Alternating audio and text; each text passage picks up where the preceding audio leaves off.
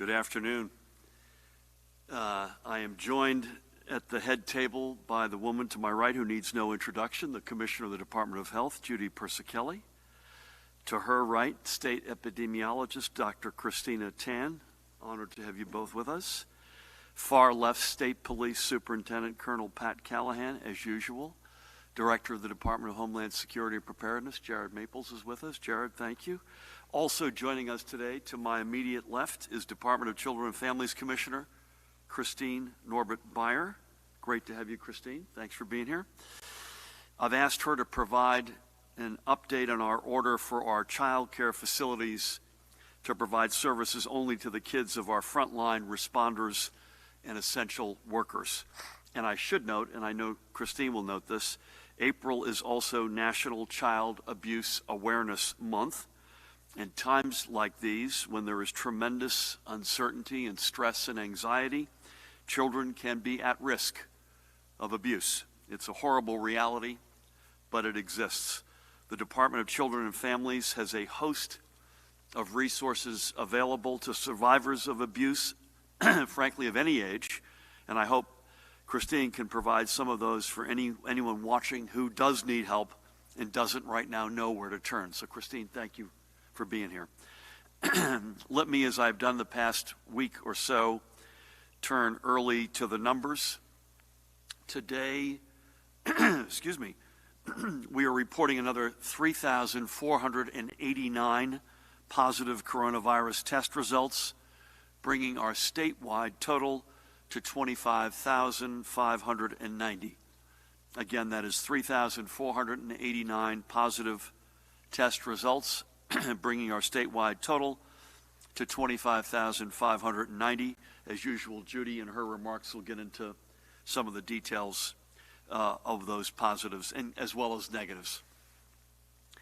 Additionally, we must report with the heaviest of hearts that we have lost another 182 members of our New Jersey family to COVID-19 related complications. We have now lost a total of 537 precious souls. Their memories are in our prayers. God rest each and every one of them. Our prayers and thoughts and sympathies go out to their family and friends. Judy will give you some more dimension on this and some more color, but I'll just, as a headline, as a teaser to when you speak, Judy, you should not assume that 182 people passed since yesterday's press conference. There is a lag here in terms of confirming cause of death in particular, and Judy will get into that in detail. So it's tragic. Every one of these lives is a life lost. Let me be unequivocal about that.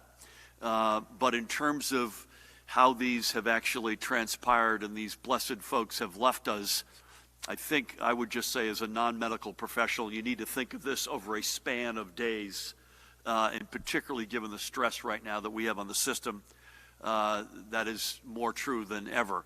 I think Judy will tell us that even in a normal, regular time of peace, that there is a lag associated with this, and there's an overwhelming challenge, as you can imagine right now, given the stress we're going through. One of those precious lives lost was Kim King Smith, an EKG technician at University Hospital in Newark. Look at her blessed picture. She worked the night shift and was part of the University Hospital family for 13 years. And I might add, on an interim basis, Judy Persichelli ran University Hospital and was the head of that organization. And I want to thank you for that, Judy. We haven't spoken about that enough. As the current University Hospital president, Dr. Sharif El-Nahal, a true friend to those of us up here, as he noted, her family is saying her smile was, and I quote her family, more infectious than the virus that took her life. She was a front-line hero. God bless her and God rest her soul. We also, by the way, if we had our druthers, we'd speak about each and every single one of these lives. We can't, but I want folks to know that that would be our preference if we could. But each and every one of them are in our hearts and prayers. We also lost veteran Hudson County Sheriff's Officer Bernard Waddell. I had the opportunity, there he is, God bless that guy. I had the opportunity to speak with his wife Sheila and his son Bernard, by the way, also a member of law enforcement, yesterday afternoon to extend our families and our state's condolences and appreciation for his 28 years of service. He too was a frontline hero. I also spoke with Hudson County Sheriff Frank Scileri, exchanged notes with the county executive Tom DeGise. This is not abstract for them as it is now not for so many. And we learned as well that we lost Montclair's own Adam Schlesinger, an award-winning musician and songwriter. There's a good shot of Adam, bless his heart, and a founding member of Fountains of Wayne, which not only made its mark, but whose very name memorialized the iconic store on Route 3 that Adam remembered from his youth. He was Jersey through and through, and the lights of the art scene and our art scene are a little dimmer today. We keep each of them in every single one of these lives in our hearts and our prayers. Again, every single member of our great New Jersey family who we have lost. And may each of their memories provide strength to the families and friends left behind. And as they say in the Jewish tradition, may each of their memories be a blessing. Again, I know these numbers are stark. They are certainly sobering. They are shocking, and they are indeed sad.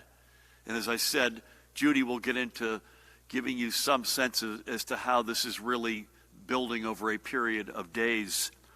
But I want to say this. We can lower these numbers, and we will. We can see fewer of our New Jersey family pass because of COVID-19. And the way we do that is by aggressively and continuously practicing our social distancing, even under the most extreme of circumstances.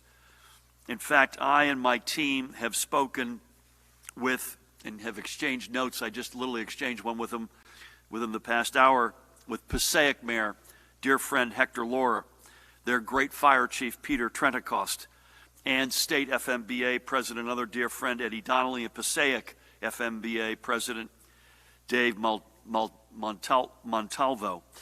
Passaic, as I mentioned, suffered a tremendous loss on Monday with the death from COVID-19 complications of young fireman Israel Tolentino. I mentioned that I had spoken to his widow and spoke to her about his life and their children and how they were doing. They obviously wanted to be part of a proper send-off for their fallen brother. But as we discussed, this is not an ordinary time, and it just simply can't be done. So the Passaic Fire Department will pay their respects by driving past the funeral home to let firefighter Tolentino's family know they are there with them in spirit. And once this emergency ends, and it will, and we will come through this together, they will gather as one to memorialize him. This is leading by example, again, even in the most painful times. If you do not need to be out, then we need you to stay at home. Please, God, stay at home. And even when you're at home, keep your distance between yourself and other family members. We need to make sure we're doing all that we can to support the folks who we need working the front lines in whichever essential jobs they have. And I want to give a particular big shout out today to all our transit workers on both the bus, the rail, the support side, who are helping many of our essential frontline workers actually get to their jobs. And by doing so, they are also heroes. They are also at the front lines. Now, I know it is a beautiful day. I know you want to get outside and go for a walk or a run or talk with your neighbors. You can do that, but only at a distance. Keep that critical minimal 6-foot distance between you and anybody else. If you're out for a run, give others you pass a wider berth. And as we keep ourselves healthy, we keep others healthy. And we do our best to flatten that curve that we've looked at so often. We are all in this together. Do it for yourself. Do it for your family. Do it for your community. and frankly, do it in memory of the likes of Kin and Bernard and Adam and Israel and everyone else we've lost. It's what we need to do. Please. Switching gears, as we often do up here. This morning, Colonel Pat Callahan and I had the opportunity to tour the Field Medical Station, which I believe, Pat, is the formal name for what is really a temporary field hospital being set up at the Meadowlands Exposition Center in Secaucus. In fact, it is set up. We were joined on our tour by Senator Bob Menendez, and I cannot say enough good things about Senator Menendez and Senator Booker and our entire congressional delegation in fighting for our state in Washington throughout this emergency. And by the way, the fight isn't remotely done. And I also, Pat and I were also joined by the Commanding General of the U.S. Army Corps of Engineers North Atlantic Division, Major General Jeffrey Milhorn, who's become a good friend, and Lieutenant Colonel David Park, who sat about where Elise and John are sitting today, of the U.S. Army Corps of Engineers, who heads the Philadelphia district in which we find ourselves. I also want to give Colonel Callahan and the troopers a big shout out for their extraordinary efforts. That site, with a minimal, depending on how they configure it, at the moment it's configured for 250 beds, is nearly ready to be put into service. I think they're going to have a soft opening, as they say in the retail business, on Monday. And I thank the women and men of the Corps, our partners at FEMA, and the state troopers, and also the administration for availing this necessary service to us. This is the first of what will be at least 3 such field medical stations in our state, with Edison and Atlantic City to follow, which will expand our bed capacity by at least 1,000 beds in total. And as Commissioner Persicelli's briefing today, and frankly I think every day, will show, they're coming online not a moment too soon. And of course, we've talked about 4 of these, 4 times 250. Just to remind you, for the current configuration at least, Edison is actually 2 of them together, and will be 500 beds there. We will need not only the capacity, but the great flexibility these sites will afford our bricks and mortar hospitals in the coming weeks. I want to give a shout out at this time to United Healthcare, which is dedicating 2 of its senior folks to work with the Department of Health to assist us in our efforts. We are proud to welcome Dr. Jeffrey Brenner, the Senior Vice President of United's Clinical Redesign Team, excuse me, and Kathleen Stillo, the President and CEO of Clinical Redesign. Dr. Brenner is a family physician by training, and Kathleen's career has focused on improving the overall delivery of health care. They will join us for the next 90 days, and we welcome them. We are proud to welcome them both to our team, and we know they are going to hit the ground running. I exchanged a nice note yesterday with United Health CEO Dave Wickman, and thanked him personally for the assist here, which is big. Of course, we continue our work to get the equipment and supplies that all of our healthcare providers and hospitals and workers need from all possible sources, including the federal government, our federal government partners, our state supply caches, individual and corporate donors, as well as private sector procurement. Today, I am signing, to that end, an executive order formally authorizing Colonel Pat Callahan, 2 to my left, to commandeer medical supplies and equipment that are necessary for our COVID-19 response. This may run the gamut from N95 masks and other personal protective equipment to ventilators and everything in between. While we look forward to these facilities cooperating with us in providing this equipment as needed, this order gives Pat the express authority to requisition it for distribution to our acute care hospitals and other healthcare facilities, and needless to say, they badly need the equipment. But we also all certainly hope that Pat doesn't have to use this authority. We would hope that folks would step forward and do the right thing, but if need be, we will use this authority.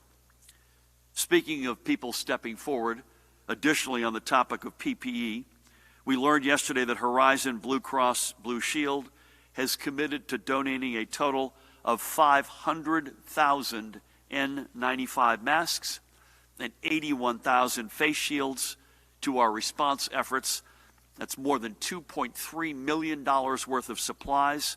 These supplies will be delivered throughout the month of April. Horizon is also making both a $100,000 donation to the Community Food Bank of New Jersey and $60,000 to the Jewish Family Service of Atlantic and Cape May.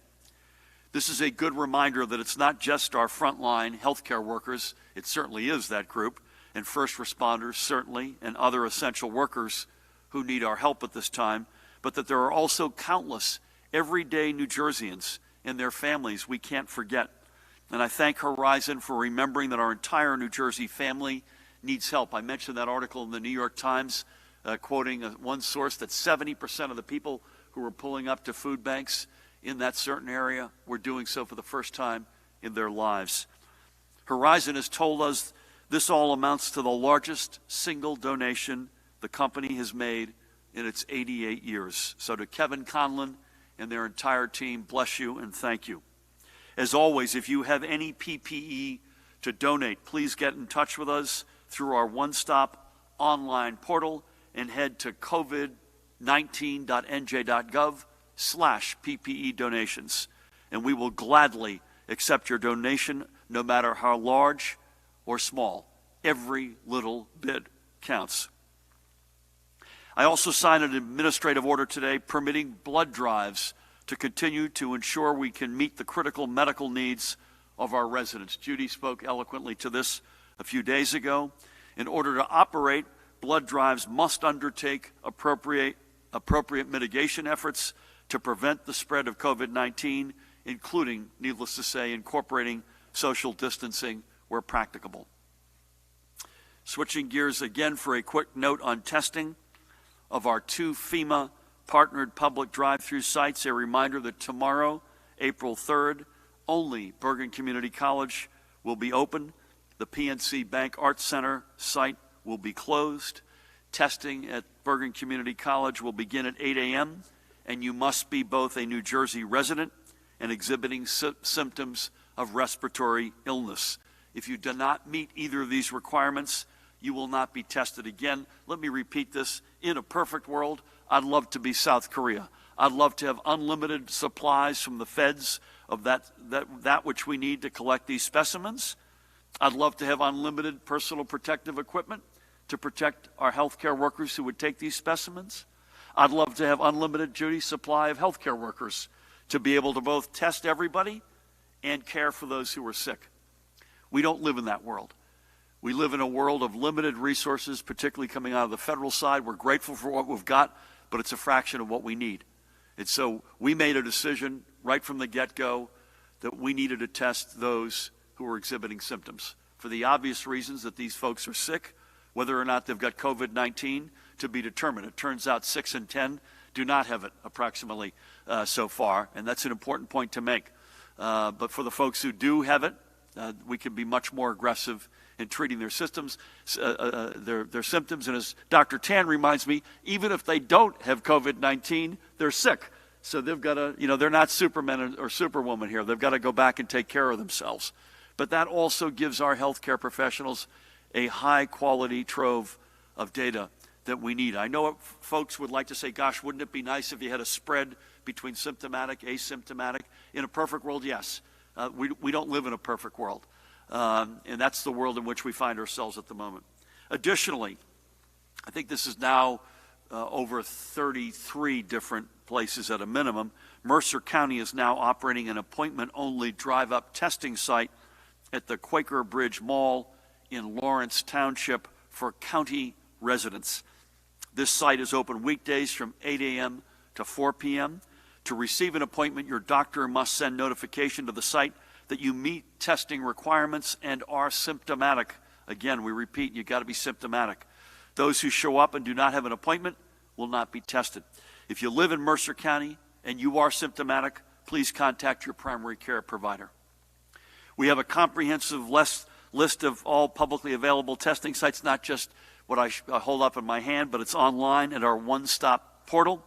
Either scroll down on the homepage to the graphic for COVID-19 testing information or go direct to covid19.nj.gov/ testing. That's a little bit of an eye chart there, but it's at the bottom, covid19.nj.gov/testing. And again, for all testing, you must be symptomatic. Switching gears again, please, if you could bear with me to highlight a couple of announcements from elsewhere in our administration. This morning, the Department of Labor reported that over the past week, more than 206,000 new claims for unemployment were filed, meaning that in just the past 2 weeks alone, more than 362,000 residents have filed for unemployment. You no doubt saw the national numbers, also record-setting. And we are also very cognizant that there are delays and backups in the system, and we urge everyone to please have patience and that your claim will be taken care of and you will not lose 1 penny of your benefits. But on the other hand, we do have literally thousands of opportunities for employment at essential workplaces listed online. If you want to work and help us as part of our response team, please visit again covid19.nj.gov and click on the link for Jobs Portal under the search bar, or you can go directly to jobs.covid19.nj.gov. And again, we thank the 500 employers who have worked with us to put their available jobs online. I don't know what the number looks like today, Mahan, but I know yesterday, I believe it was 44,000 job offerings were on that website. So it is multiple tens of thousands of job openings. Next, the Department of Education, NJTV, and the New Jersey Education Association have partnered to begin NJTV Learning Live, a new public television program featuring lessons taught by New Jersey's tremendous educators, best in the nation, best in the world. Starting on Monday, each hour-long weekday program will offer programs for grades 3 through 6 and will cover subjects including English language arts, math, science, social studies, and will also include art, music, or physical education. 3rd grade instruction will begin at 9 a.m., 4th grade at 10 a.m., 5th grade at 11 a.m., and 6th grade instruction at noon. Again, that's 3rd grade at 9 a.m., 4th grade at 10 a.m., 5th grade at 11 a.m., and 6th grade at noon. And all will be aired on NJTV. I cannot thank enough NJTV and NJEA for working with Commissioner Dr. Lamont Repillette and his team at the Department of Education. And especially, again, a huge shout out to all of our extraordinary educators up and down this state. Switching gears again. Attorney General Gabir Graywal's office has made public what I would like to refer to as the first members of Knucklehead Row, 6 individuals who have been criminally charged for assaulting law enforcement officers by spitting or coughing on them while claiming to have COVID-19. Let me be clear, we are taking a zero-tolerance policy against anyone who acts so stupidly and puts others in danger or makes them fear for their health. These are not slaps on the wrist either, by the way, folks. If you engage in such reckless behavior, you're going to face, at the very least, fines of up to $10,000 and up to 18 months in jail. I am proud of the work our women and men in blue, our county prosecutors, and the Attorney General do on these cases each and every single day. Pat, before we go to questions, in a few minutes, would you mind giving us an overnight compliance report? Thank you for that, sir. And I think this is as good a point as any to wrap up. But before I do and turn things over to Judy, I know there's a lot of serious news out there, but I'd like to highlight some of the good news across our state to help us remember the extraordinary things that ordinary New Jerseyans are doing literally every day to help us get through this. I want to start by giving a shout out to one of the many, many, many true frontline heroes among us. Lorna Mickey McCaibus. I believe Mickey is the 3rd from the right in that picture, in the whitish color shirt. She is one of the terrific nurses at Hackensack Meridian Health Palisades Medical Center in North Bergen. There she's gathered with a group of colleagues, along with my wife, First Lady Tammy Murphy. Mickey is a recovery room nurse who has stepped up to the plate and is now working in critical care, treating COVID-positive patients, all of whom are on ventilators. She is a 33-year nursing veteran, and I know that she is putting that tremendous work experience to work. To her and everybody at Palisades Medical and in every single one of our hospitals, you are our superheroes. Mickey is just one example of thousands, literally, of others doing the right thing to help us get through this and emerge stronger. Some are nurses, some are business people, some are just everyday New Jerseyans. Some, as I mentioned, are working at NJ Transit or in retail, essential retail like supermarkets and pharmacies. But each and every one of them deserve our thanks. And I encourage you, by the way, if you could, to tell us their stories. When you meet one of these heroes, use the hashtag NJThanksYou so we can share them with our state and spread some hope and optimism and perhaps some good humor at a time when we are all desperately in need of it. And I'll highlight some of them in the days ahead. Remember, folks, we're not at the beginning of the end, and I'm afraid to say we're not even at the end of the beginning. We have a tough, tough road ahead of us, and it's already proven to be a tough road. Look at the lives, the hundreds of lives lost. The numbers are going to keep going up. Sadly, fatalities and certainly positive test results. Again, the positive test results do give us a window into how best we can manage this. But it's more important than ever before that we all hang in this together. We are one New Jersey family. Again, extraordinarily, even in these moments of social distancing, at staying at home, of isolation, there's a bond we have begun to develop unlike any time ever before.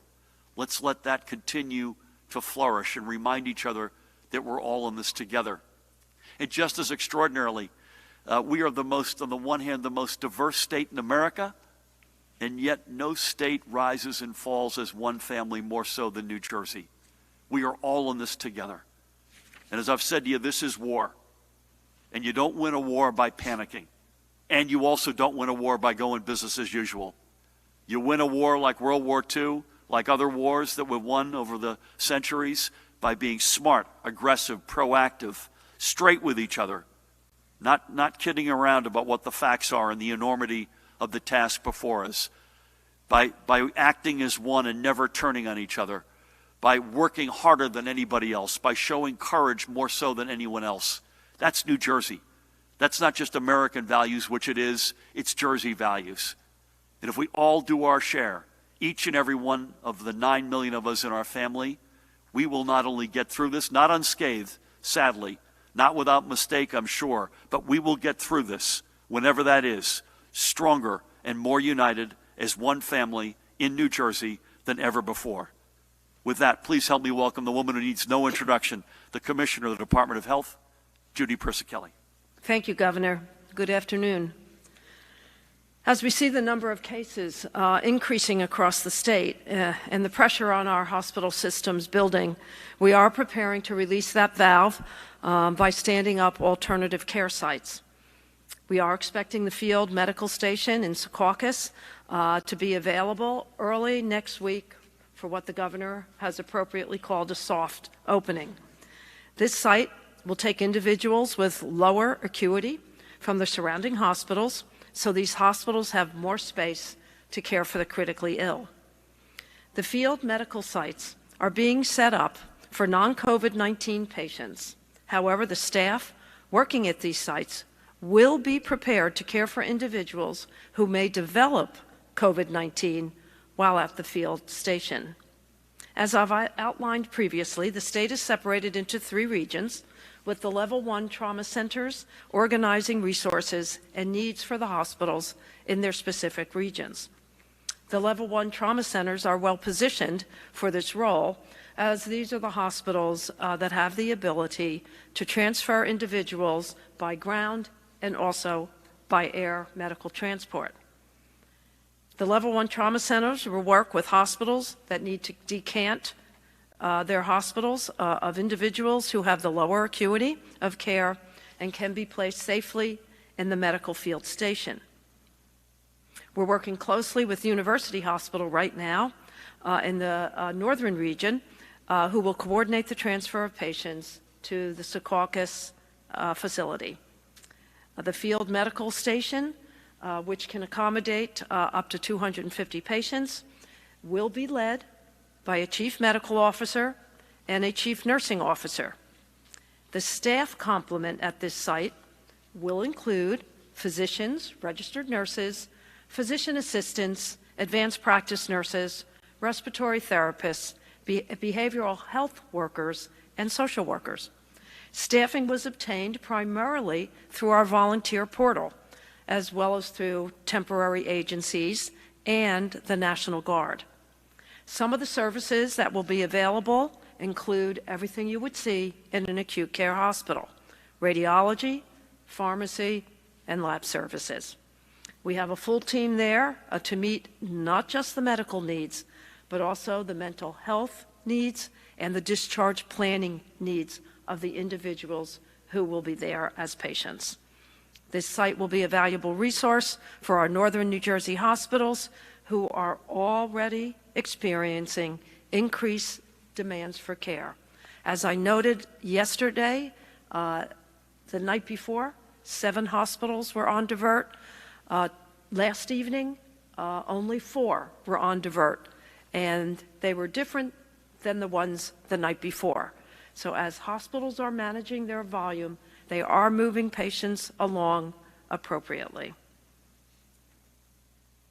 As I've said, we expect this pressure on our healthcare resources to continue as we see the increasing number of cases in the state.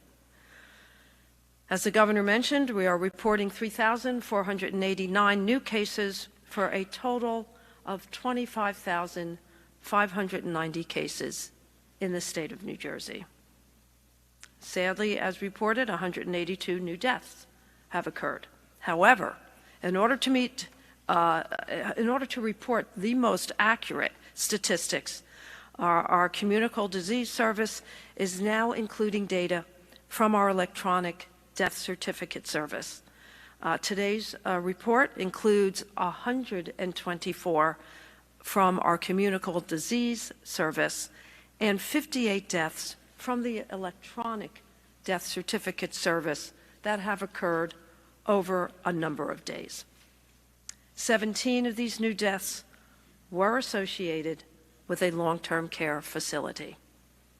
Of the new deaths, 45 were from Bergen County, 30 from Essex, 21 from Middlesex, 15 each from Hudson, Morris, and Ocean counties, 14 from Monmouth County, 7 from Passaic County, 5 from Union County, 3 each from Burlington and Camden counties, 2 from Somerset County, and 1 each from Atlantic, Mercer, and Sussex. And we are still gathering county of residence for 4 individuals who have passed. Our thoughts and prayers are with these families who have lost their loved ones. Overall, we're reporting 537 deaths, 59% are male, 41% female, 47% are over the age of 80. 35% have documented underlying conditions such as cardiovascular disease, obesity, diabetes mellitus, chronic lung disease. 14% or 76 deaths are associated overall with long-term care facilities. The county breakdown of the new cases is as follows: Atlantic, 9, Bergen, 300, Burlington, 39, Camden, 56, Cape May, 12, Cumberland, 4, Essex, 205, Gloucester, 19, Hudson, 220, Hunterdon, 14, Mercer, 47, Middlesex, 223, Monmouth, 118, Morris, 90, Ocean, 97, Passaic 128, Salem 3, Somerset 47, Sussex 16, Union 152, and Warren 15. And we're still gathering more details on 1,675 of these new cases.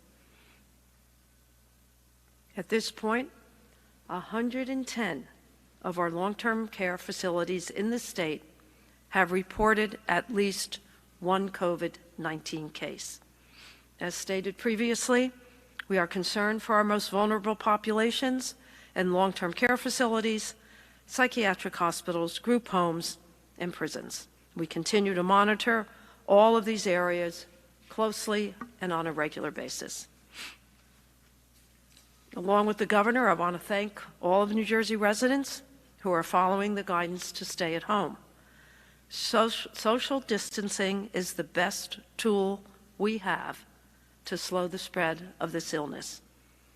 The importance of social distancing was underscored by a CDC study released yesterday that demonstrated that transmission can occur also in the absence of symptoms.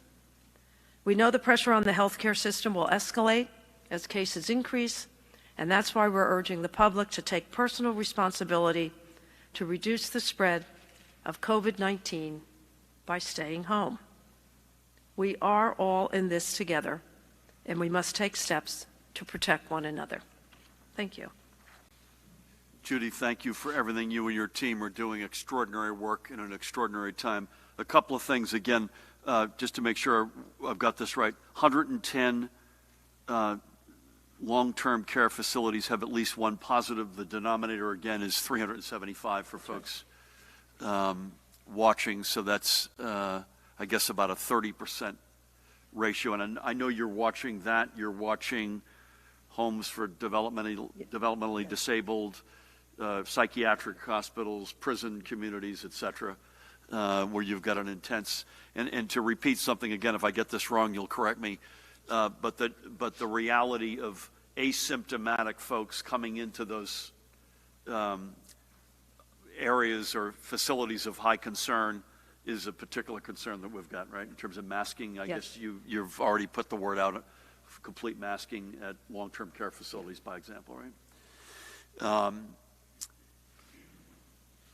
Top 5 counties in total cases, I won't go through the numbers, but just this is a list you've heard before. Bergen continues to be number 1, Essex number 2, Hudson number 3, Union 4, Middlesex 5, and Passaic is right behind at number 6 in terms of total cases. Again, the reality on the blessed lost lives is you've got a mix of folks really, again, Judy, I don't want to say this incorrectly, but you've got a mix of folks who we know passed at a certain moment of time from a certain cause, but you've then got some others that you're bringing in over time. Is that fair to say? Yeah. And is that time frame a number of days usually? Christina? It really depends. The electronic death certificate data are relatively recent information. The issue is the challenge of sometimes there might be some errors in the death certificate data. And of course, the other information that we get through our communicable disease system takes a little bit longer to follow up on. And as we have, and again, I don't want to get this wrong, but as we have said, I believe almost at every one of these gatherings, just one other thing on the positives. Did you mention the positive ratio? I apologize. I did not. So that's something that folks should hear. I gave approximation, but Judy's got the exact number. Of the total number of tests performed, 56,915, 23,395 tested positive for an overall percent positivity of 41.11%. So just, again, a couple of things that Judy and I have been pounding away. Dr. Tan has been helping us make these points. Number one, that means approximately 6 out of 10 people who got tested negative. Mm-hmm. Secondly, Dr. Tan wants me to remind you that you're still sick, so take care of yourself. Thirdly, it's overwhelmingly symptomatic people. So this is not an average slice of the current state of the state. These are folks, as you heard me say, on these testing sites, you got to be symptomatic or you'll get thrown out of line. Now, we can't say that's the case in every single test, but overwhelmingly that's the case. And Judy, we are now 12 days removed from the last most aggressive steps that we've taken in terms of shutting the state down. These test results that we're announcing today are probably somewhere in the 7 to 12 day ago specimen collection. Is that fair to say? Yes. So we're still a week or so away from really knowing what that last set of actions that we took, what impact that has on the positives. Is that? Absolutely correct. We're getting calls at the Department of Health. People have been tested and they're waiting 10 to 12, sometimes up to 14 days for their results because all of the labs are overwhelmed at this point. There was something, I got accused of being rosy on a couple of things earlier. I don't think this has been rosy in any way, shape, or form, but one of the statements you heard us say probably a week or so ago was that the scarce resources were the collection materials from the feds to take the specimen, the PPE, and the healthcare workers. A week or 10 days ago, it wasn't the testing labs. That reality has changed. Now all of the above are scarce resources. The materials we need to collect the specimens, the PPE to protect the workers, the healthcare workers who, as I said, we're facing forks in the road all the time between testing and care. And then lastly, I think CNN reported last night, was it Quest, Dan or Mahan, that had a backlog, I think, of 20,000 at one lab alone. So there's limited resources or constraints in the entire system right now, not just in New Jersey, but in America. So I think I'm probably being charitable on the 7 to 12 day window right now based on the backlog. Judy, again, thank you for everything. Dr. Tan, thank you.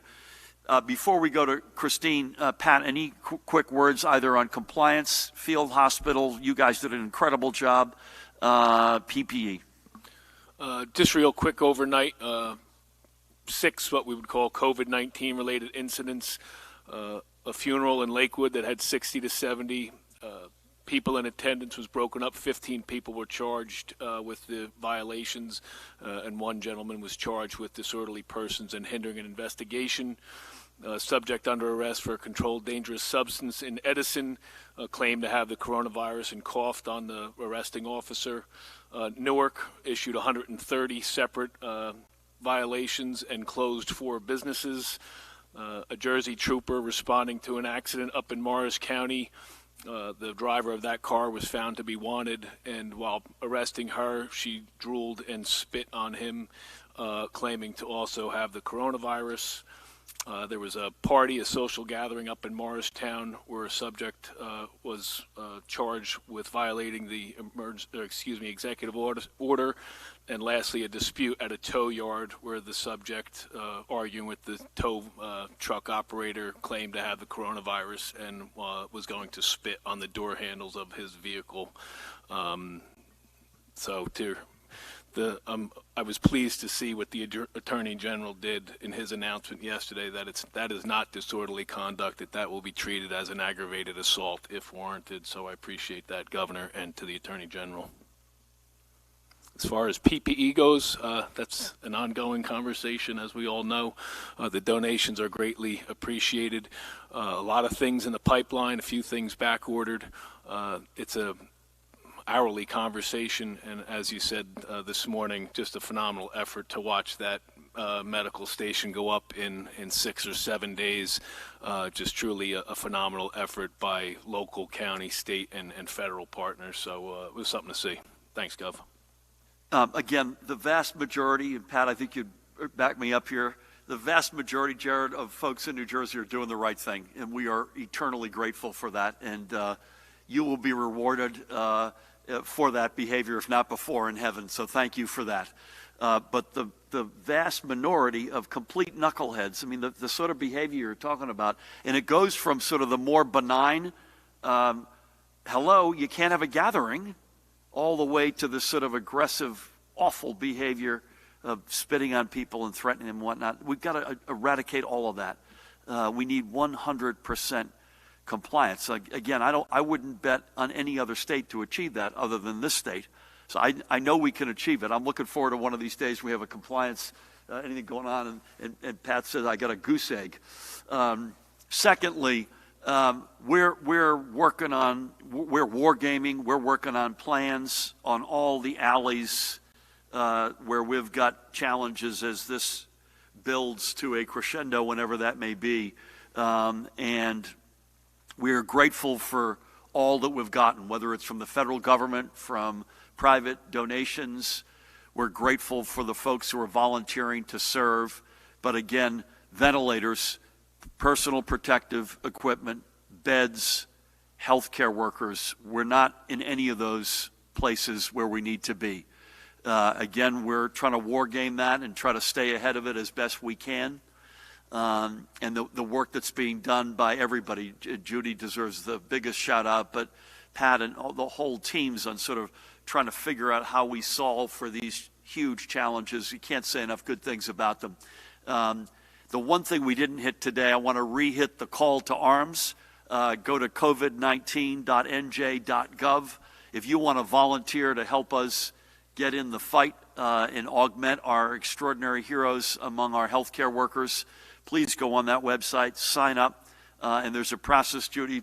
I'm using the phrase matchmaking, but that's kind of what's going on, right? You've got folks who are looking at where the needs are over here, where the volunteers are over here in their particular specialties and licenses, and where we get a match. And we'll continue to do that, and that's happening in real time. But again, I wanted to make sure everybody realizes we're not where we need to be on any of those fronts. We're working to war game and do the best we can to stay out ahead of it, but we have a ways to travel. As we've said all along, it is a whole of government challenge, and it's a whole of government, frankly, whole of society response that will allow us to get there. I mentioned both daycare, childcare for essential workers. We mentioned that this is now Child Abuse Month. There's no better leader in our state than the person I'm going to introduce next to speak to both of those. Please help me welcome the Commissioner of the Department of Children and Families, Christine Norbert-Beyer. Thank you. Good afternoon, everyone. I'd like to begin by thanking Governor Murphy and my colleagues for all your leadership during these trying times in our state and working so hard to reduce the spread of COVID-19, flatten the curve, and help save lives. I'd also like to offer my sincere thanks and appreciation to the people on the front lines of this pandemic, law enforcement, healthcare workers, emergency responders, firefighters, and our own team at DCF, as well as everyday heroes who are keeping New Jersey functioning during this time. The grocery store clerks, gas station attendants, childcare providers, and more. Your efforts to ensure essential services continue for New Jersey families during this pandemic has been nothing short of heroic. We all have a role to play, each and every day, to keep New Jersey's families and children safe, healthy, and connected. And we're seeing that play out during this crisis in the work that's being done through government, private, and nonprofit channels to support families in need. And I have to say, witnessing the talent, the drive, the thoughtfulness, and the ingenuity of our team at DCF and our network of service providers across every community in the state, I could not be prouder to be working in public service and leading this extraordinary department. We know that there are very difficult times ahead for New Jersey as a state and for each of its families individually. We're working around the clock and across state government to support families during this time, particularly families of workers performing essential services for New Jersey during this pandemic. I'm here to share additional details around the partnership announced last week between DCF, the Department of Human Services, and the Department of Education to roll out childcare options for the state's essential workforce. Individuals working in the public and private sectors who were determined to be essential for the continued functioning of the state under Governor Murphy's Executive Orders 107 and 110. And know that if this were a perfect world, all employees across the state would be deemed essential. Earlier this week, our team within the DCF Office of Licensing certified nearly 600 agencies statewide to provide care to the children of essential employees. And today, we're announcing the launch of an emergency child care assistance program, which is being administered by the Department of Human Services, Division of Family Development, to help support childcare costs when a parent or guardian is an essential employee, regardless of family income. In order to have access to emergency childcare, essential employees will need to register with their county's childcare resource and referral agency. Registered essential employees will then have access to emergency childcare assistance support to offset the cost of childcare. More details and guidance around the emergency childcare program for essential employees, including eligibility requirements around who is considered essential under the governor's executive orders, have been posted to the DCF Corona website and childcarenj.gov. Beyond the availability of childcare, we know that families are experiencing a number of other stressors during this crisis. We know that families and children who were struggling before may become even more vulnerable during this time of elevated stress and social distancing.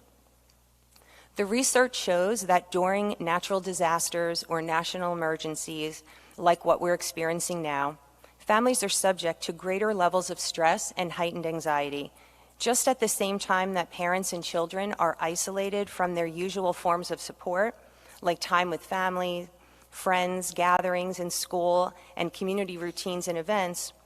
Increase in stress coupled with the decrease in support like this can lead to an increase in maltreatment and family violence, including child abuse, neglect, and domestic violence. As we look at the data across the country, and really across the world, in terms of the impact of the COVID-19 pandemic, states are already seeing an increase in incidents of child abuse and intimate partner violence. At the same time, in New Jersey, and as in other jurisdictions, we're seeing fewer referrals to our hotlines and helplines. Social isolation is hard. Every one of us who is a parent knows that every parent needs the support of friends, family, and community. But now we're all less able to connect to natural supports. Families are now less able to connect to the kind of formal help they need, and it's harder for us to know about struggling families during times like these because social distancing means that many of those who serve as sentinels for children and families, teachers, coaches, counselors, pediatricians, and primary healthcare professionals don't have the same level of contact with children and families in communities. So as New Jersey residents abide by and practice the safe social distancing practices that are absolutely necessary, the challenge becomes that the individuals and the professionals who might have otherwise supported families or connected them to help in their community are restricted in their face-to-face interactions. In New Jersey, we're already seeing these effects.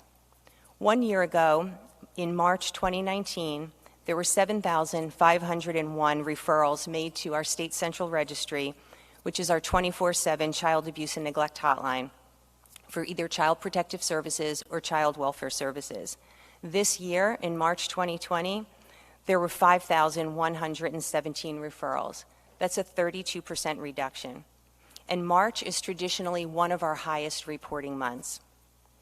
The reduction doesn't necessarily mean that children are experiencing less abuse and neglect, but rather that it's not being seen or heard, and so no response is being taken. It's not being reported. This is the other reason why I'm here today. April is National Child Abuse Prevention Month, but our commitment to prevent child abuse can not only happen during April or during times of national emergency. I'm urging all New Jersey residents to do your part to help us prevent child maltreatment and domestic violence. I'm asking each of you to be extra vigilant for those children and families who might be having a hard time right now. If you have a family member or friend with small children, call them, check in daily, see how they're coping, ask them if you can do anything to help relieve their stress. Sometimes just being able to talk it through is enough. Other times, dropping off a meal or offering to help navigate unemployment or other benefits can be the best way to help. If you know a family caring for a child with special needs, this is the time to be the best friend, neighbor, or church community member that you can be. Reach out. Let them know it's okay to feel overwhelmed and that you care about them, and if there's anything you can do to help. If you know parents who are challenged by substance use disorders or who struggle with maintaining good mental health, please get in touch. Ask them how they're handling the stress, and if they need to be connected to a counselor, help is still available. Offer whatever help you can, because at the end of the day, we're all in this together, and it's only together that we'll get through these difficult and challenging times. Through the Department of Children and Families, we're rolling out a campaign to let people know that social distancing shouldn't mean social isolation. The connections you make with your friends, your neighbors, your family members, and your community, they're absolutely vital and can help us bridge the social connection gap during the COVID-19 pandemic. We're partnering with our sister state agencies, community-based prevention organizations, several trade organizations, such as the New Jersey Association of Counties, the American Academy of Pediatrics in New Jersey, the NJEA, the school districts, and more, and pushing out messaging on social media channels, Facebook, Twitter, Nextdoor, to advance this call to action. If you or anyone you know is having a hard time coping, text NJ to the number 741-741. Trained counselors are available around the clock. If you suspect someone is getting hurt in a family you know, please report it.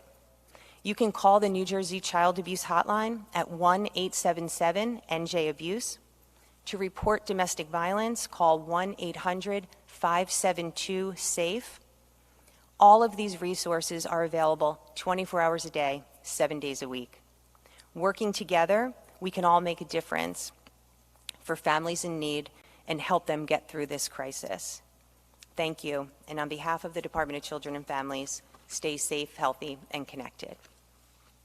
Christine, thank you, and thank you for what you do every day in our administration, but particularly at this time. I was struck in particular by the reduction of reported instances in March, and the big takeaway I suspect many of us have had, is because a lot of those instances get uncovered by a teacher, a coach, a nurse, a member of law enforcement, and the kids are not seeing most, if any, of the above right now because of the lockdown that we're in. And so this is not just timely, but it's particularly poignant at this moment, again, in this month in particular. So thank you for everything, and thanks for your leadership. Before we go to questions, I had an enormous amount of feedback on how we were spending our time as a family personally. I got a lot of questions about, was I favoring one James Bond actor over another, one set of Jason Bournes over another. My kids wanted me to remind you that you can also get, for you soccer fans, you can get on social media 7 to 10 minute summaries of about any great game ever played. And so I'm going to give you my three: the 1996 Euro semifinal between England and Germany, the 1997 Champions League final between Dortmund and Juventus, and one that you won't get here every day, the 1997 semifinal for the Confederations Cup in France between Italy and Brazil. Those are three that we've watched lately and have enjoyed in the midst of this extraordinarily challenging time. Brett, we're going to start with you. Fire away. Three things. Hold on a sec. One, Game 6 of the '86 World Series is my favorite game, so Yes, sorry to you thanks very much Boston for fans. that. I appreciate that. Yeah, well, you were there. Nice. Number one, I have a question from Nancy Solomon of the WNYC. I understand there's a shortage of tests, but can you explain the thinking behind why you were having people who are symptomatic come get tested rather than conducting randomized tests of the whole population so that the modeling of hospital capacity reflects the true infection rate in each county? One, then I have two other questions. Yep, go ahead. One, hospitalization rate overall, how many people have been hospitalized, how many people have been discharged? And three, we saw Los Angeles' mayor yesterday urge people to wear masks when they go in public. Is New Jersey considering any other kind of thought of that? Judy, can I just say a couple of quickies and then turn it to you and Dr. Tan? To Nancy's question, I think in a perfect world, that's probably something we'd be doing. I'll leave it to the experts, but we have to play the hand we've been dealt, and this is the hand that we've been dealt. I'm going to skip over hospitalization rates, which Judy could speak to. I think, Judy, it's fair to say there's a fair amount of movement around masks right now, including from the CDC and their guidance. Is that fair to say?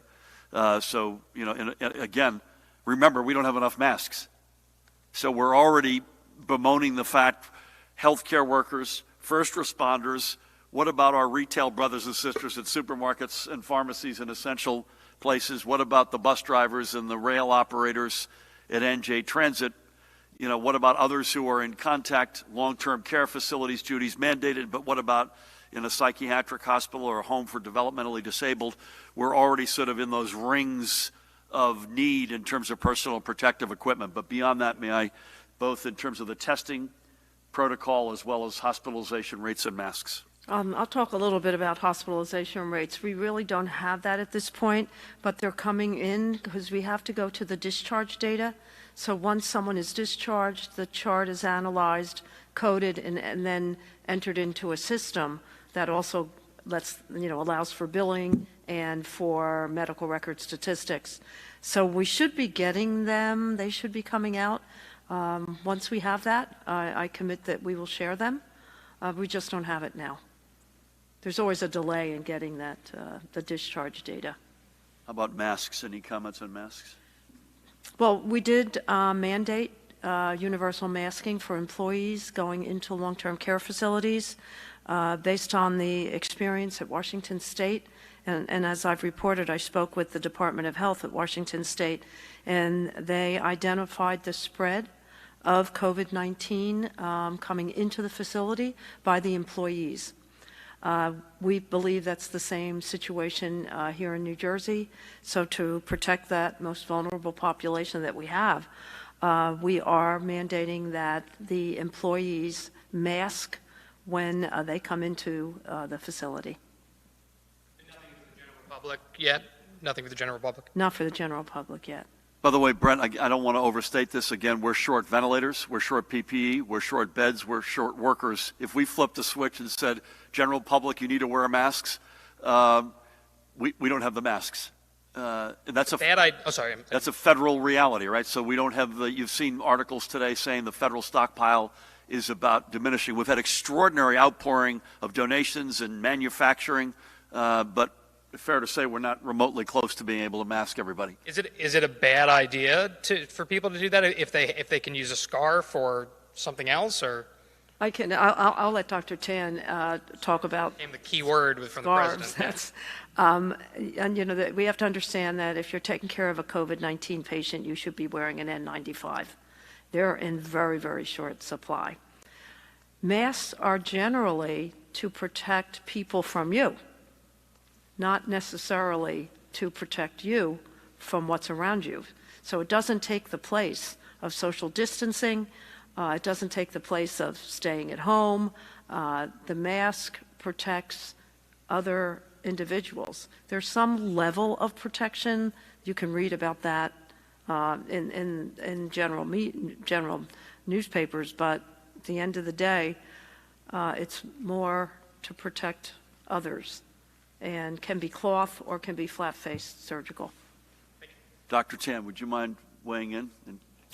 First, related to the mask, Commissioner's completely spot on. It's the issue of source control because we want to protect the most vulnerable from, becoming ill. So as the Commissioner kept on emphasizing, especially in these long-term care facilities, we want to protect those vulnerable populations, the residents of these facilities, from exposures that are coming in to the facility itself. And also, we have to remind everybody that, the biggest message is social distancing. Let's not have a false sense of security about what the mask might offer to protect yourself versus, the source control aspect that we're trying to emphasize for the most vulnerable populations. And with regard to the testing, there are two aspects to consider. One is the reason why we've had a lot of focus on symptomatic individuals and prioritizing individuals for the testing in the context of what the governor had mentioned a little bit earlier about backlogs and testing and such, is that we really do want to ensure that we get the tests done on those people where it will really make a difference. For example, in those long-term care facilities for health healthcare workers and the like. That's one aspect. The second aspect is related specifically to the characteristics of the test itself. We know that when you test individuals who are symptomatic, the likelihood of your picking up an infection, SARS-CoV-2, is much higher when you're symptomatic, when there's much more virus that you can actually capture in your clinical sample. That's why we've got really high positivity rates. I mean, you know, again, as to what the governor had mentioned earlier, we can't say that every single one of our tests reflect a test that was done in someone who was symptomatic, but we know the vast majority are. That's why we have a really, high positivity rate, and we're able to pick up on those cases. Just two, human nature, and Matt, I don't want you to pull a hamstring, so we're going to go to Dave next here. Two human nature points. One is, I guess, on the good side of masks, you hear a lot of anecdotal evidence. We don't want you to touch your face. So folks, when they get up there and they realize they got a mask on, it does give people a second thought, so that's a good thing. But I just got to underscore, social distancing trumps the mask in a big way. And the problem, and we probably have seen this, less in this room, but you've seen folks with masks who just start behaving like everything's normal again. And that can't be the case, right? The social distancing trumps all. So thank you for that. Dave. He must have read my mind because I have many more mask questions. Governor, I understand that we're not in a situation at this point to officially suggest people wear masks, but you do see a variety of them, from bandanas to Assemblywoman Munoz has a video out about how to sew a mask. And you can apparently, some of them you can put a filter in. I believe, Commissioner, you had said that, you know, it can offer some level of protection. Can you talk a little bit about that, flush that issue out? Perhaps Dr. Tan can assist with that. If it can give some level of protection, because we have a lot of people walking around who are asymptomatic, who may be giving this to somebody else, and if the function of wearing the mask is to protect other people from getting what you may have, would there be a value in having people wear a cotton-made mask or something else like that? How do you clean it? Some people have told me that they were attempting to spray Lysol on an N95 mask. I believe that does not work. I'm not sure. Maybe you can comment on that. And, just this issue of people walking around in New Jersey, if they have to go to the supermarket, should they be trying to think about some kind of level of mask protection in some way? Second question, if I may, Governor, unrelated. Second question, Dave. Well, second broad category. Second doctoral thesis, right. What you meant to say. The Department of Labor release mentioned the $600 additional supplement from the federal government. Yes. Could you just explain, because there's a little bit of confusion apparently with regards to, is this in addition to the state unemployment? What should people do? How is this going to help people and so forth? Yep. So I would just say, I'm going to hand the mask question to the team of experts to my right, but I guess a different way to ask Dave's question, not the cleaning piece, is if we had unlimited resources and each of us could easily, free of charge, theoretically have a mask, is that something that the CDC would recommend? Is that something you all would recommend as perhaps a different angle on a similar question? I get more mask questions now than anything. The first thing I want to start with is exactly what you said, the governor. If we had unlimited resources, let's look at masks in a different way. Some of what you said is absolutely on target. If you're not feeling well and you're going to be with people, my recommendation is don't be with people. But if you're finding that you're sneezing, it's allergy season, sometimes you can't discriminate between what's actually going on, and you have a mask at home that is cloth that someone made for you and it tightly fits around and you want to wear it, I would never tell somebody not to. But I don't think we would put out a recommendation that everybody mask. Again, it's to protect other people more than you being protected. Droplet infections are droplet infections, and Dr. Tan can talk about droplet infections and the importance of staying your distance and why. I don't, if you.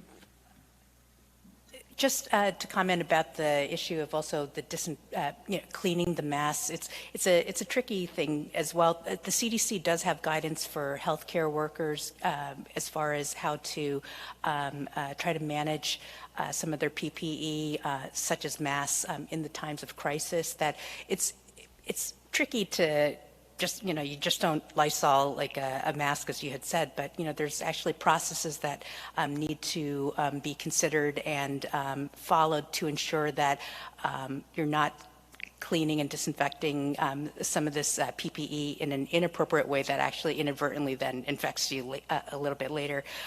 Just remembering that one question from earlier about people asking about how you, for example, just take off a glove properly. So these are things which our healthcare workers are very commonly encounter all the time and are trained to deal with. And that's why, again, it gets back to some of the comments about overarching mask use and just recognizing that, again, sometimes if you're not familiar with how to use a mask, that it could potentially create more of an issue than not. But again, to the Commissioner's point, if you want to use a scarf or a homemade mask, there's not, for your own sense of well-being, we wouldn't discourage that. But I think we'd all agree, don't use that as an excuse to get closer to people than you should be. Is that fair to say that you've got to, social distancing trumps this? But I believe on your employment question, this is incremental, but Matt Platkin is in the back who's going to address this. The $600 stipend is incremental to the state numbers. Yeah, I believe it's once you exhaust your state benefits that it's incremental on top of that, but we'll get a definitive answer from labor. Thank you. You good, Dave? Yes, thank you. You got one, sir? Got a couple of questions, Salvo from NJTV News. Would you, Governor, please talk about your concerns upon hearing medical supplies in the federal stockpile are running very low with only 10,000 respirators left and no guarantee that those respirators are in working order? Do the respirators that we've received from the federal stockpile actually work? And then for the Commissioner, Persicelli, how will you triage patients into the new FEMA medical station at the Meadowlands? Where will they come from? What level of care will they need? And then, Governor, just following up on the unemployment numbers, we've been trying to access the website and are having trouble getting through even though we're not unemployed. Is there any trouble or any help on the horizon for those who are trying to get to our website but cannot? Yep. Is that it? If you'll take more, I'll give you more. Give me one more. How's that? All right, one more. Question from a viewer that they are positive with COVID-19 yet need groceries. Is there any way that we can ask the business public to make hours specifically for people who are positive, find a way to safely shop even though they're infected? Okay. I'm not going to have the answers to all these, but let me just give you a reaction to the federal stockpile being low is of great concern. As I mentioned, I can't say it more clearly. While we're grateful for what we've got, we're still light ventilators, personal protective equipment, beds, workers. There's a plan in each of those cases to do the very best we can to stay out ahead of it, but that's concerning when you hear that. Pat, ventilators that have come in, for the most part, they've been working for us, haven't they? I've not heard of one that has not worked. So we read the same article and we exchanged thoughts on that, but we have not had that. I'll come back to Judy. You'll, if you don't mind, in a second, doing the triage on the Meadowlands. The website, I mentioned this in my remarks.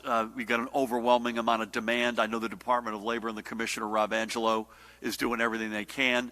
Again, my backup, as I think I've said this a couple of times, go on this website over my left shoulder here, covid19.nj.gov. That's another way in. And in terms of shopping hours, it's a good question. I've not been asked that before. I don't know what guidance as a health matter you would give. I know that certain retailers are having senior hours. Again, seniors being more impacted by this than not only seniors, which we have encouraged. This is something I'd like to come back to you on. I think it's another fair question. In a perfect world, it seems to me you'd have that. We're not in a perfect world, so I can't promise it, but fair question. Do you mind hitting the triage question? Stores right now are delivering, just particularly for that type of situation. If someone cannot get nutrition in their home on quarantine or isolation, go on our website and we have the website where you can put in the question and we will get back to them.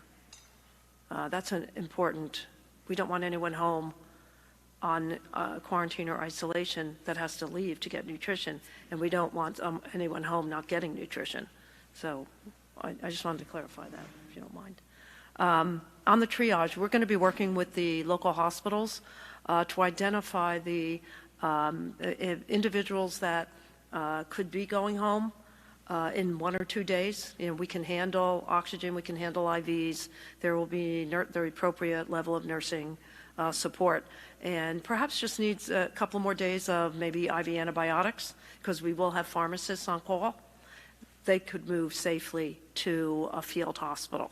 But we will triage that. We will have criteria for the community hospitals so that they can go through the criteria, and then every day be able to identify, I have 2 patients, I have 3 patients, and the level 1 trauma will support the transport.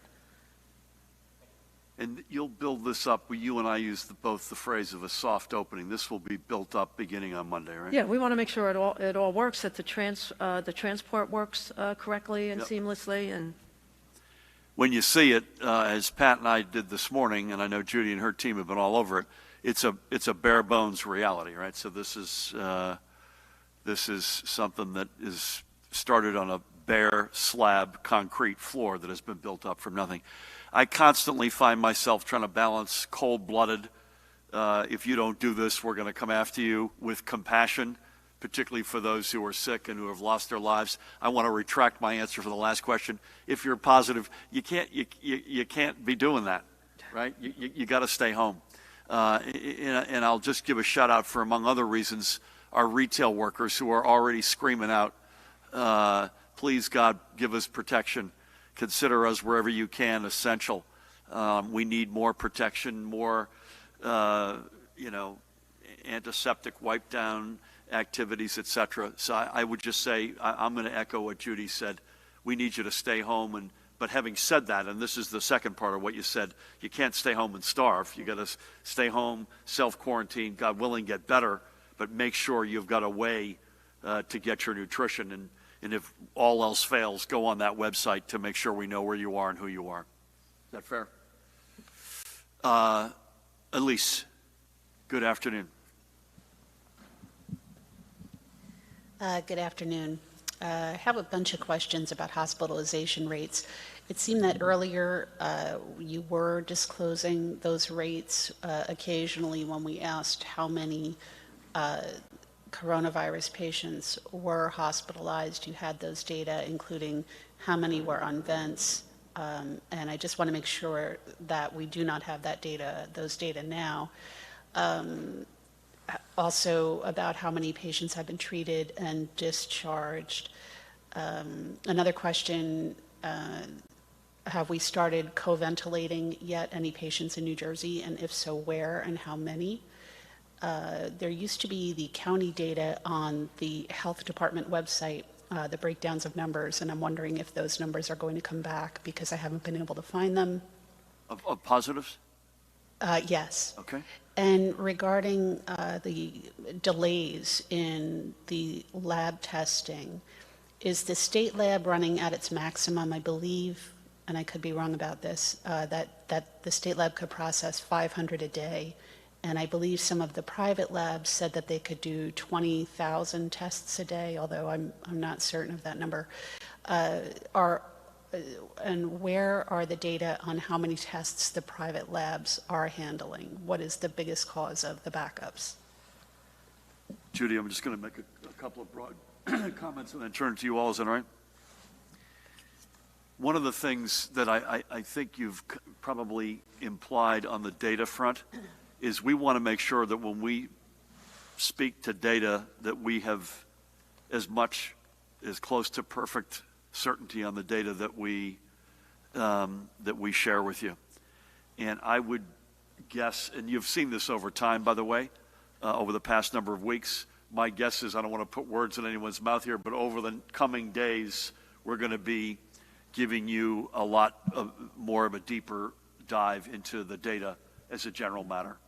And that includes everything from hospitalization rates to incomings, outgoings, testing, and everything in between. And again, I'm not going to promise you which day or at moment when that's going to happen, but I would just say that is the more time we're with each other, the more time we go through this, the deeper the data, the more certain we're going to be about that data. I think with that, I'm going to turn it over to you all, Judy. Sure. And what you said, Governor, is right on.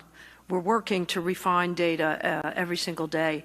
And we now have a portal that the New Jersey Hospital Association has had in existence, but we've refined the data that we need to get from the hospitals, and that portal feeds right into the ROC so we can have a dashboard. And when we talk about hospitalization rates, when you say rates, you're talking about a percentage of something. What we can give you and what I have given you and what I will give you is the number of individuals in our hospitals that are COVID-19 positive and those that are PUIs. That's the information I've been giving you. They're absolute numbers. For lots of reasons, to do a hospitalization rate, you would look at the total number of the population with a certain diagnosis and what percent is in the hospital. But because we don't do mass testing, we really don't know the total number of COVID-19 patients. We could probably tell you the percentage of people in the hospital that have cardiovascular disease, because we pretty much know that in the general population. We can probably break it down to the percentage of the population totally that's in the hospital. That's in the community, and those that have that diagnosis in the hospital. Absolute numbers, we can absolutely give you, and we will do so. The state lab. The question on the state lab was how many we could process. And I guess turnaround. All I can comment on is the number that results that we got today from the state laboratory, and that is about 558 of our positives today, and the balance is from the commercial laboratories. Don't have the denominators. So more to come, Elise. You good? Do you have something else? Matt? Matt. Right with Elise. And the county data that used to be on the website, on the health department website, you would click on the total number of cases and then you would go to a map. Is that coming back? It should, yeah. I don't know why it's not on there. Okay. I believe it's on this website. Maybe we switched it over, yeah. I think it's on the interactive map okay. should be the interactive map should Kristen, be active. in the back. Thank you. Hi. Hello. I have a question about access to testing, and I apologize if this has been asked already. A number of these county testing sites require a doctor's referral. This can be a barrier for many people, especially those who find themselves newly unemployed and therefore newly uninsured. Can you speak to those who want to get tested, have symptoms, but may not be able to get a doctor's referral? And can we also get an updated timetable on the field hospitals in Edison and Atlantic City? You bet. Again, let me just, I'll defer to Judy on the testing, whether you've got a doctor's referral or not. But just to remind folks, the official state-sponsored testing sites are the one at Bergen Community College and PNC Bank Arts Center, which in each case are partnered with FEMA. They do not require the doctor referral, but they do require you to be symptomatic. As other counties and other organizations have put testing sites together, in some cases we have helped as best we could with specimen collection materials or PPE, et cetera, but those are overwhelmingly initiatives that have been sponsored by a county or a healthcare organization, and we're not running those. So they have just to make sure everyone knows that there may be some unevenness, and that's for a reason. There are different sponsors for this. But to your question, and we'll come back to the field hospitals, what if a particular county requires a doctor's, I think Mercer I mentioned today as an example, I assume that's part of your question, requires a healthcare professional to have given you the go-ahead. What about somebody who's got symptoms and doesn't have that, Judy? Well, that's the key. They have symptoms, and I get emails on this. I just had one this week. My wife has symptoms. We just moved down here. My insurance company, I can't find someone in network. What should I do? And of course, if someone has symptoms, you need to get them to some type of organized care, because if they have symptoms and they are positive, they're going to need to be followed up by someone who is responsible, medical professional responsible for their care. So I advise them to check with their insurance company, make sure that if there is no one in network, call the FQHC, go to urgent care. You have symptoms, you have to be seen. If you have symptoms and you just go for a test, and then you get it back in your hand and it's positive, what do you do with it? You're going to have to find a doctor or an advanced practice nurse to help you, to follow up with you. So symptomatic individuals need to be in some type of organized care situation. Should we address the field hospitals again? The field hospitals, again, 250 beds, depending on the configuration, at least 250 beds in Secaucus at the Meadowlands Exposition Center. We've got three other, but they're really spread right now in two locations, one in Edison at that exposition center, and the other is in Atlantic City. Pat, what's the status of each of those? Edison's anticipated date is April 8th, and the Atlantic City Convention Center site is April 14th to be up and ready. Edison will be 500? That's correct. We doubled that from a strategic, centralized standpoint. So everyone should understand, we didn't lose a field hospital. We still have the 4 that were promised. The Army Corps is working mightily with FEMA, State Police, Department of Health to get these up and running, but the decision was made to double the size of the one in Edison. And I want to acknowledge that to the enormous credit of a lot of folks who have helped us out, organized labor are deeply, brothers and sisters in labor are deeply involved in getting these up and running, so thank you. John, you good with us? Thank you. John. I have a few. To clarify, follow up on Lisa's question about numbers, the executive order from a week or so ago about requiring hospitals to give data on all beds, ICU beds, will we be getting that stuff? That started on Monday. We're refining that data, but they are reporting. Okay. Again, John, that's part of the answer that I gave to Elise. I'm not trying to put it to the side. We want to make sure it's right before we share it with folks. Got it. And can you clarify the instructions given to long-term care administrators, especially the preps that the long-term care must do for accepting COVID-positive patients? And can you talk about naming the places in the long-term care, especially that have multiple cases of positive people and deaths? Because people are calling us saying, where are these? Is my family member? They're not getting responses from the patients. And is there a statewide policy, or is there one being discussed for DNRs for COVID-positive patients who die in hospitals? And then can we talk a little bit about, are you getting any kind of detail from the state military bases, installations, about Department of Defense is not reporting that, but are they reporting it up to the Department of Health in New Jersey? And Governor, you once again have implored people to stay home. And are you considering any extended social distancing measures? Do you have anything left to do legally to require people to stay home and mandate any more shutdowns? And also, one more, I apologize. What if people don't have health insurance in terms of getting testing and getting care? Okay, that's quite a list. Did you take good notes? No, I did. I got, I guess there are a couple of different long-term care questions you've got, right? So one is the protocol, and secondly, whether or not you want us to name places where you've had either fatalities or multiple positives. Okay. You want to Sure. jump in on this? Sure. First, on the requirement of long-term care facilities to receive back their residents who have gone out to a hospital.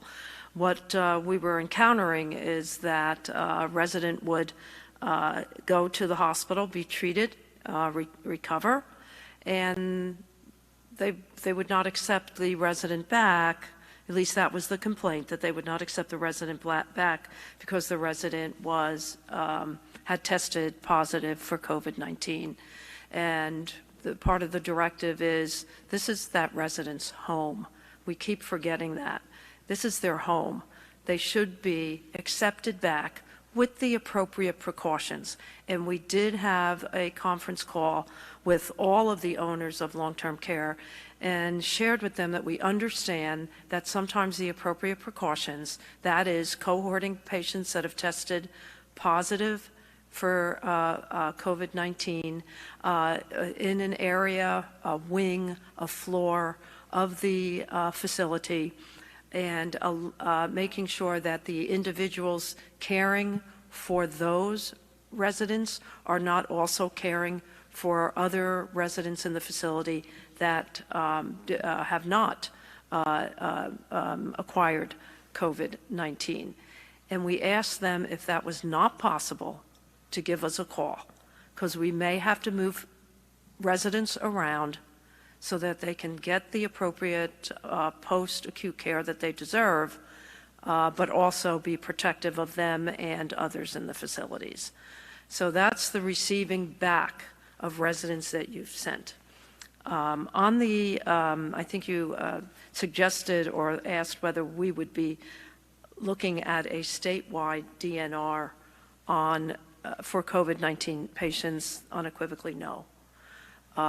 We have always promoted advanced directives for everyone in New Jersey, no matter who you are, your age, or anything else. An advanced directive which says specifically your desires in certain periods of your health life is the right thing to do. We've worked closely with the Healthcare, the Quality Institute in their statewide initiative, Conversation of a Lifetime, and we promote that. But we would never do a statewide DNR. As far as testing when you do not have health insurance, that is exactly the type of individual that should be going to the federally qualified health center for their care. Did I miss something, Joe? Yeah, we got a couple state military military bases. Are you getting information and reporting onto them? No, we're not. We are not. I don't know whether. On occasion, when we, our local health departments might have some information about the people who are peripheral to the folks who are associated with the base, but we don't necessarily have that information in front of us. Outbreaks at the long-term care centers. Right. You know, we've hesitated to do that, again, because these are the residents, but we did invoke a statute that is in existence already that requires the long-term care facility to inform the residents, the employees, and the families of outbreaks in their facilities. So we did send a letter out to them yesterday with those instructions, and that is a requirement in New Jersey. John, in terms of other steps, we're constantly looking. There aren't a whole lot more, but we're constantly looking. One of the things that you heard Colonel Callahan refer to we're upping the ante in terms of the consequences for non-compliant behavior. And I want to thank the Attorney General for that. That is, without question, a step in the social distancing piece. We've been asked about non-essential construction. We constantly look at that, both enforcing social distancing, but also considerations. And, you know, we're constantly looking at this. I can't say it in any other way. We are hoping, again, because we think we've taken steps cumulatively, but especially as of a week ago Saturday, that are about as aggressive as any American state. We are, you know, we would like to be data-driven coming out of that decision, giving time, specimen collection, positive case results, clearly looking at each precious life. And I think that's largely where we are. But again, we had a meeting, Matt and I and George Helmy, our Chief of Staff, this morning on this question. We constantly think about it. We're going to sweep it across. You good, John? Christy, you good? Elise, you've got one? Yeah, if you answered on co-ventilating, I missed it, but are any patients in the state being co-ventilated? No. No. And one more question. The backlog of test results, has that been worsening or easing? And when do you expect that the tests will be coming in a fast, the results will be coming at a faster rate? It's unequivocally worsening, right? I mean, we had, I'm not referring to the Department of Health, but again, I don't know how many days back, Judy, you and I had this statement that 7 to 10 days ago, the gating factors were the specimen collection process, not the back-end testing process. Now we've got constraints in the entire food chain. And again, that includes at the high-speed, high-scale private firms. Those are all, while some of them are based in New Jersey, they're also all national players.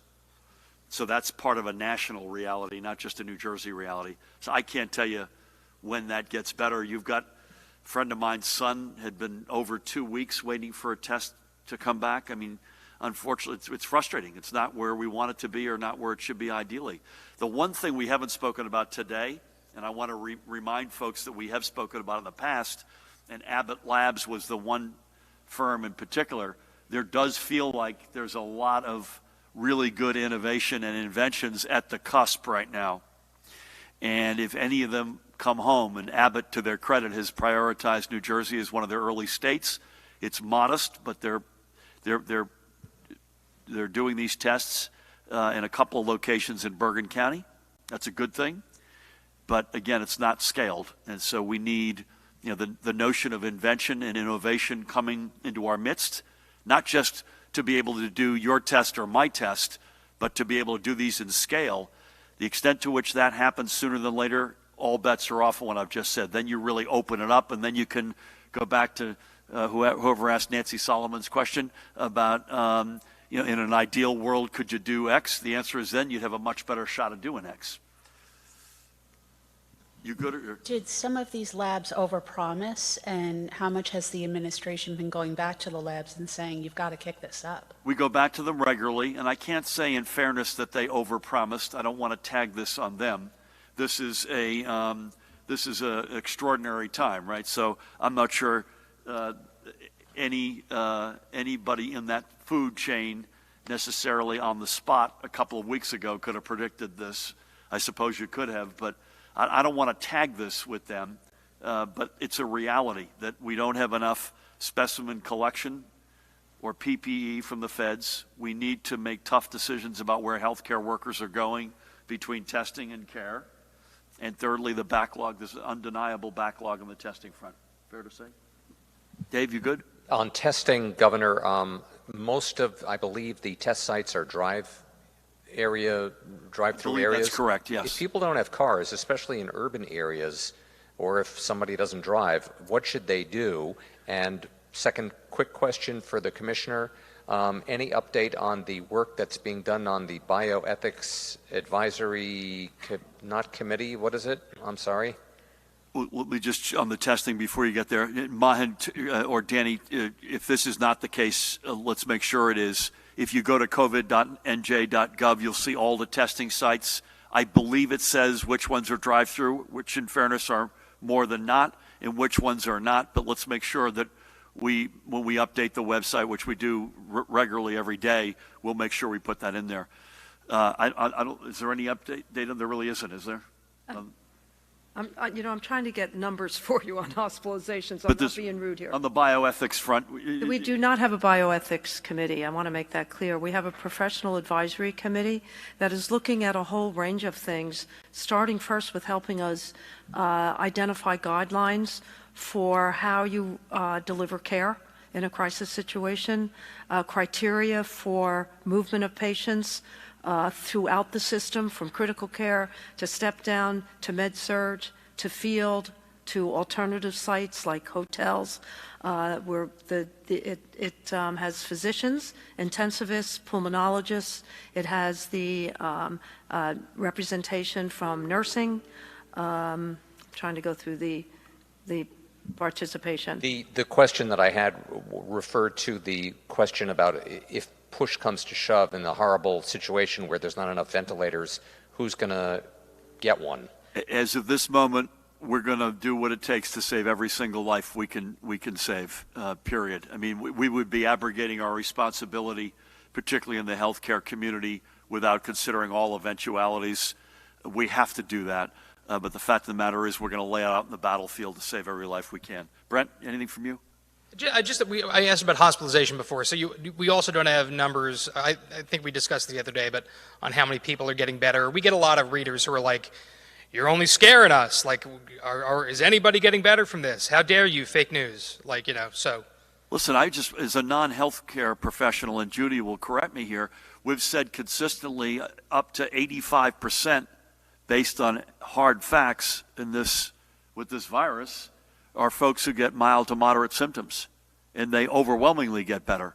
There's then 15% who need a much more intensive healthcare experience. A good chunk of them will need to be hospitalized, some of them in more critical care environments than not, and sadly we'll lose some, and we'll fight to save every single one of them. But there's no question people are getting better, right? And I think one of the things we owe you, and I know Judy is incredibly, rightfully careful about this, because we don't want to give you data that we can't hang our hat on. And that's an example of something that I think over time we'll be able to give you a lot more texture on. Is that fair to say? Absolutely. With that, I want to thank, as I always do, the woman to my right, the Extraordinary Commissioner of the Department of Health, Judy Persichelli, the state's epidemiologist, Dr. Christina Tan. Thank you both so much. Christine Norbert Beyer, great to have you. Commissioner of Department of Children and Families, great to have you here with us. Daycare for essential workers. It's Child Abuse Month. Let's make sure we're looking out for and having the backs of everybody in this state. Thank you so much for being here. Pat Callahan, I can't thank you enough for everything you do. We will be back here tomorrow, unless you hear otherwise, at 1 p.m. And unless you hear otherwise, we'll be here on Saturday at 1 p.m. And I want to conclude by thanking the media. We have deemed you essential for good reason. We need to make sure that we're getting the facts out there, and I want to thank you all for showing up as religiously and regularly as you do. And to everybody watching at home, just remember, we are in a war, and it is a war that we can and that we will win, as long as each of the 9 million of us do our parts, from the little things like social distancing and washing our hands with soap and water, all the way up to the big decisions that we have to make collectively. It won't be unscathed. We will, sadly, we've already lost lives, and we'll lose more, sadly. The numbers are going to go up. This is going to be a really tough few weeks ahead of us, if not more than a few weeks. But if we stay together, we don't turn on each other, but we come closer together, as we are doing, we will get through this stronger than ever before, and we will win this war. God bless you all.